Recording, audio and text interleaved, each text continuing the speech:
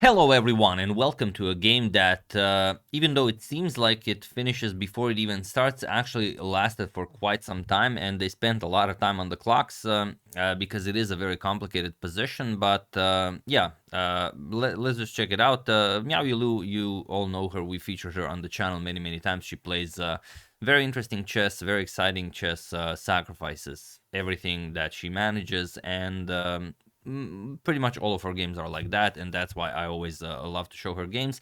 And I think this is the first time I'm featuring a game by Frederik Svane. He's the younger brother of Rasmus Svane, and yeah, let's just check out the game and see why so many of you requested it as soon as it finished. First, upon checking out the game, I thought, well, okay, but what's really the point of showing this? And then upon further inspection, I realized that there was more than meets the eye. So let's see what I'm talking about here.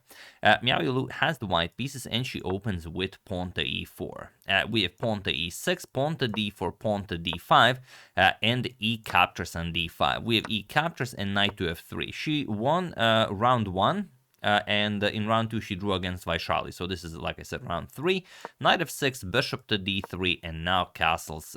Bishop to d6, going for the symmetrical exchange variation of the French. We have castles, bishop to g5, and Frederik continuing in symmetrical fashion. Bishop g4.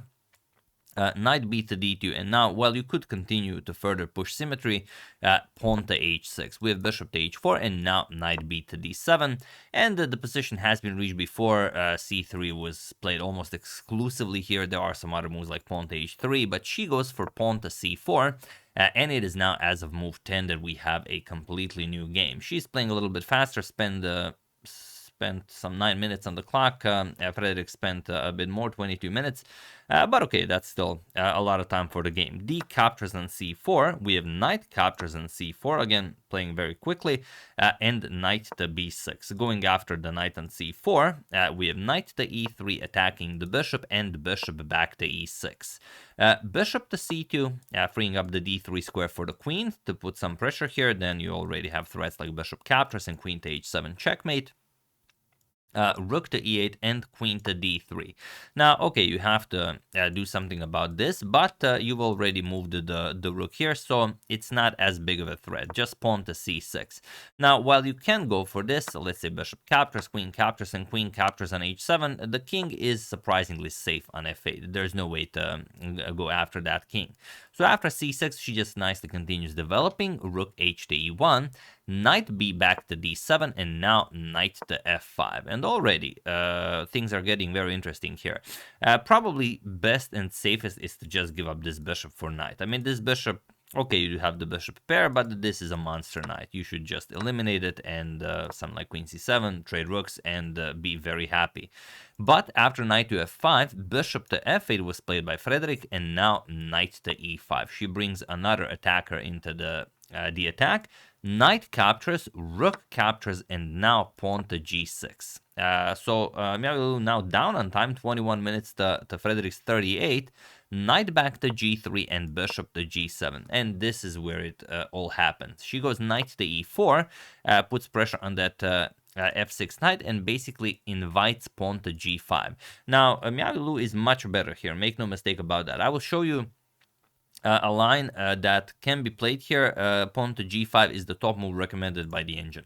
Now, what she probably planned, knowing her style and well, how she likes to attack, probably her idea was to just give up the knight for 2 pieces, keep this, probably not with the bishop, obviously with the rook, and now having this diagonal, having this and having this, it would be very difficult for black to get out of this. I'll just show you a top engine line just to show you what black would have to find in order just to stay in a game, still in a worse position. You'd have to play king f8.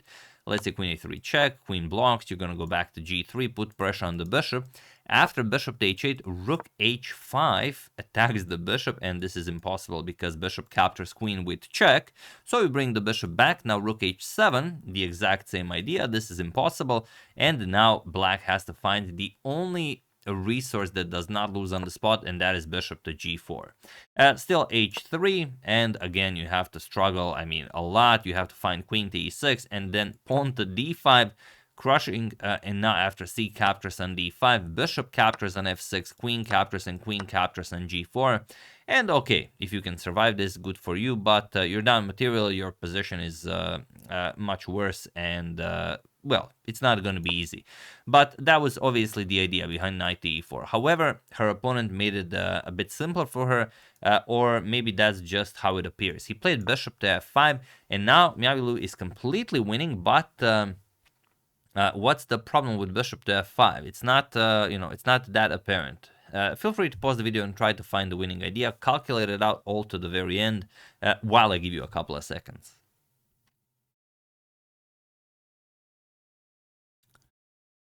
So for those of you who were able to do it, congratulations on seeing all of this. And for those of you who just want to enjoy the show, it is bishop captures on f6.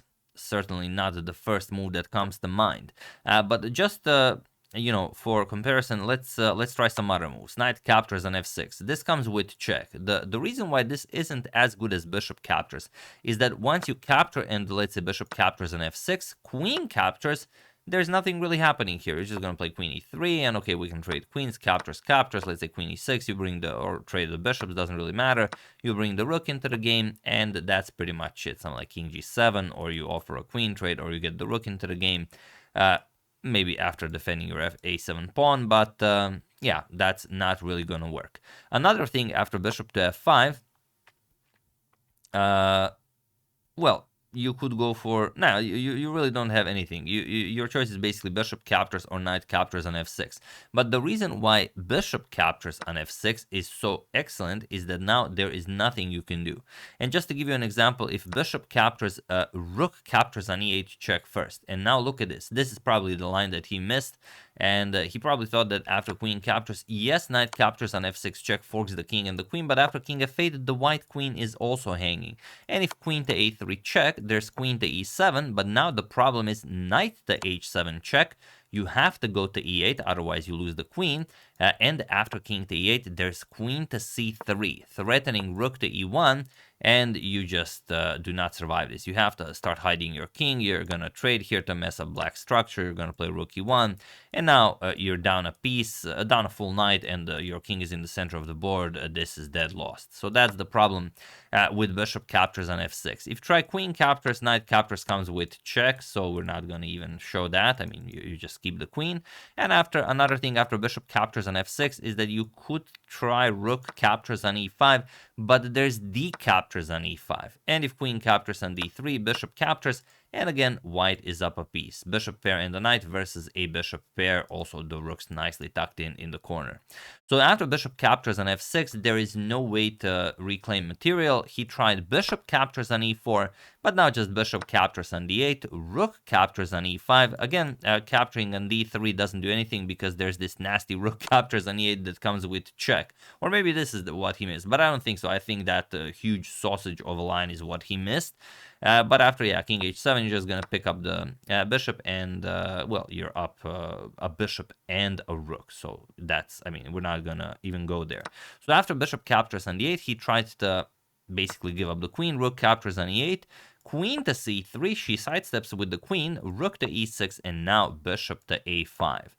Bishop captures on c2, a couple of more moves were played, queen captures, bishop captures on d4, and now bishop to c3, threatening bishop captures on d4, and he tried one last sort of tricky idea, if bishop captures and d4 is played, then you get to checkmate the white king like this. But of course, Miaoyi did not play all of this to blunder this mate in two. She just plays king to f1, and there is nothing more to be done here. One more move was played, c5, rook to e1, offering a rook trade, and that's pretty much it. I think it was, or no, or rather, captures, I think, was played, and it was in this position on move 29 that Frederik Svane resigned the game, as there is nothing more to be done here. Or rather, let me just check real quickly. I don't want to trick you guys. No, move 28 was the last move. So after rook to e1, it's after this that he resigned the game. So 28 moves. The highest rated opponent she has defeated so far, 2664. Very, very nice by 14-year-old Miaoyi. And I think she is officially leading the tournament now. But okay, I will check. Let me just check real quickly. Sorry about this. standings. Yeah, she's tied for first place with Van Nguyen, Erwin Lamy, and Miaoyi Lulu, 3 of them on 2.5 points. So very nicely done. Very much looking forward to what she does next. And better luck to Frederik Svane. I mean, it wasn't. I mean, this was a tough move to calculate. You've seen all of that, because the first time I saw the game, I thought, okay, he just blundered a piece in one move, but there was more than meets the eye, and hopefully you guys got the pause the video moment right. So yeah, that's the game. Hope you guys enjoyed it. I mean, it's incredible how, regardless of who her opponent is, Miaoyi Lulu just finds these attacking positions that always work. I mean, she always manages to put pieces on optimal squares that just creates an attack. She never plays a closed game. Doesn't matter if her opponent tries to shut her down, she just opens the position up, and if there's a way, she will find it. So yeah, 2 wins against 2 grandmasters, a draw in round 2 against Vaishali. We'll see what happens next. So yeah, hope you enjoyed it. I would like to thank Ryan Canus, Isaac Pinol Catadao, Everett Mulder, Simon Maxon, and Stand By You for a contribution to my channel. Thank you a lot, I really appreciate it.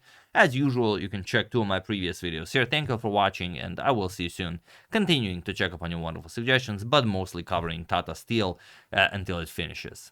So thank you all, I will see you soon, and have an excellent rest of your day.